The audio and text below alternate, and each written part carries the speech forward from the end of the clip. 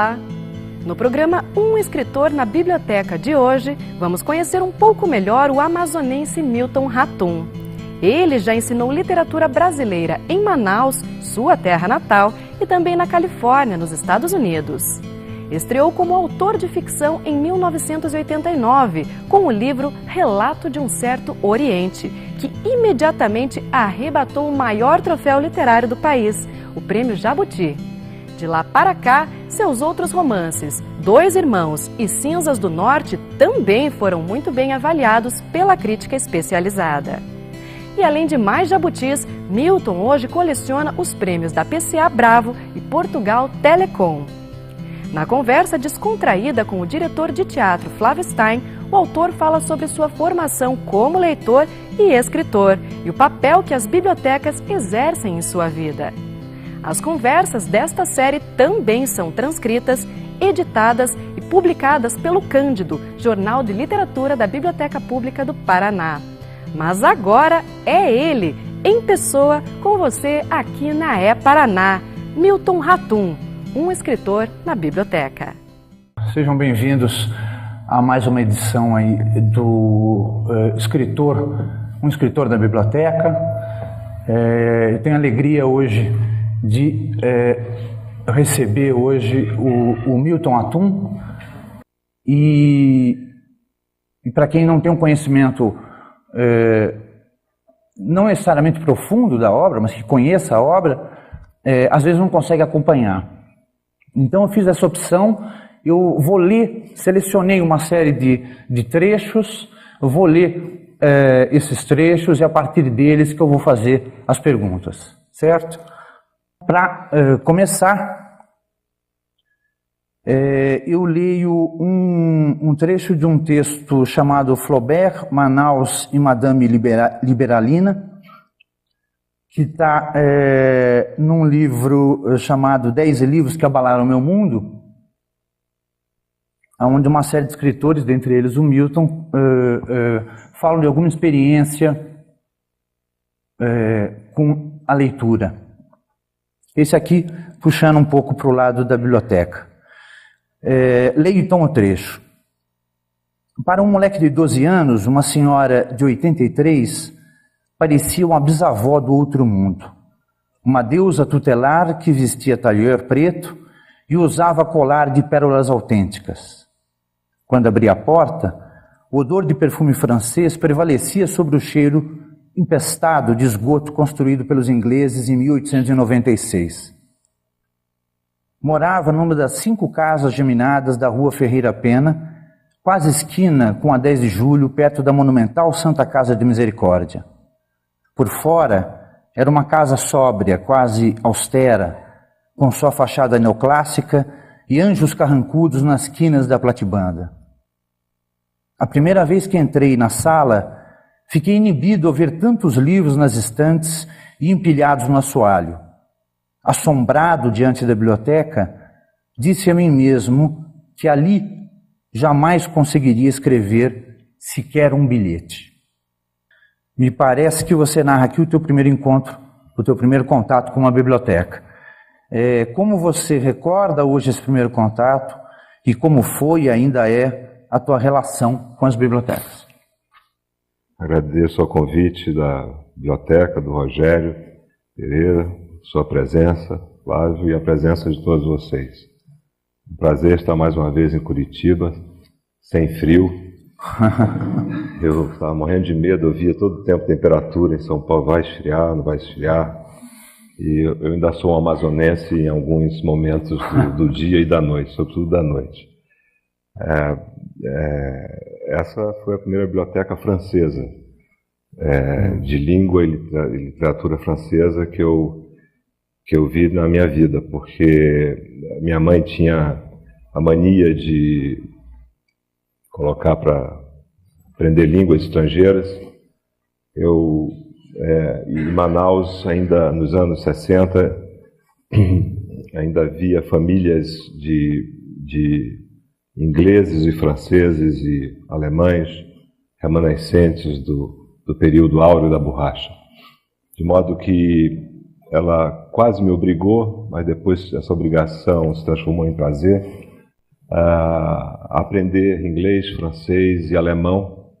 Conversando com uma amiga estudiosa da minha obra, Fernanda, disse: infelizmente eu parei de estudar alemão, mas continuei a estudar francês com essa senhora muito simpática que se chamava Liberalina, esposa do cônsul da França em Manaus, uns 70 anos mais velha do que eu, e uma senhora muito elegante, simpática e altiva, né? Conhecia muita coisa da literatura francesa, e quando eu vi essa biblioteca fabulosa, muitos livros editados, inclusive no século XIX, eu fiquei de fato extasiado. E foi nessa casa e com essa professora, que era uma espécie de deusa tutelar, que eu li pela primeira vez textos originais em francês, que era uma língua falada pela minha avó libanesa, que, por coincidência, tem o mesmo nome, Emily, da personagem do meu primeiro romance, só para enganar leitores ingênuos. Que modo, quando minha avó morreu, quando Emily morreu, muitos leitores de Manaus me diziam: puxa, a matriarca do teu romance morreu. E eu não pude rir porque eu ainda estava triste, mas lá dentro de mim eu dizia: como você é ingênuo, confundiu a minha avó com a personagem do romance. Então essa biblioteca foi importante durante alguns anos, até eu viajar para Brasília. Eu frequentei essa casa, depois escrevi um conto chamado A Natureza Ri da Cultura, que está no Cidade Ilhada, que descreve mais ou menos o ambiente dos franceses, desses franceses de Manaus, e dos amigos dessa minha avó,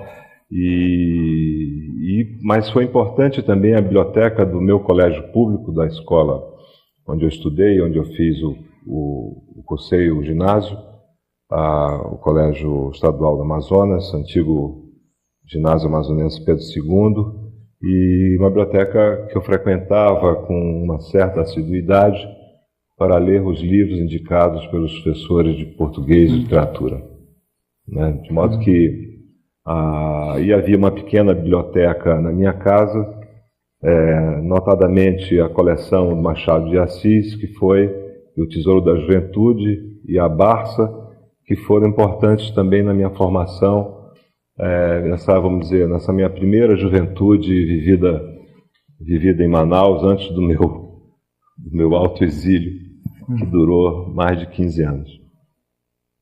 Tá.